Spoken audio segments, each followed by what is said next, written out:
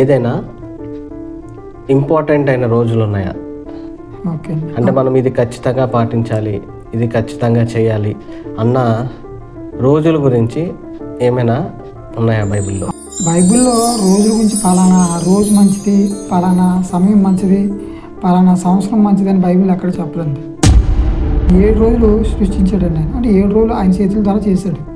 అయితే విశ్రాంతి దినము అంటే ఆదివారం దినం ఏమన్నాడంటే అది విశ్రాంతి దినము, ఆ దినం మీరు ప్రార్థనలో గడపండి అని చెప్పింది.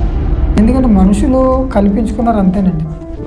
ఈ రోజు మంచిదని ఆ రోజు మంచిదని పెట్టుకున్నారు తప్పండి.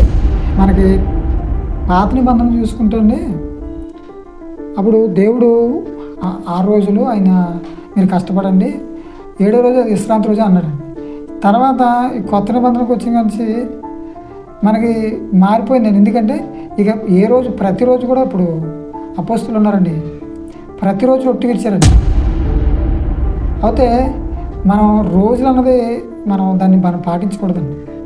అంటే ఏ రోజు మనకి ఏ రోజు అది మంచిది అనుకుని మనం ముందుకు సాగిపోవడం మంచిది తప్ప పలానా రోజే ముహూర్తం పెట్టుకొని పలానా రోజు చేయాలి, ఇంకా ఆ రోజే మనం ఆ పని స్టార్టింగ్ చేయాలనుకోవడం అది కరెక్ట్గా కాదండి.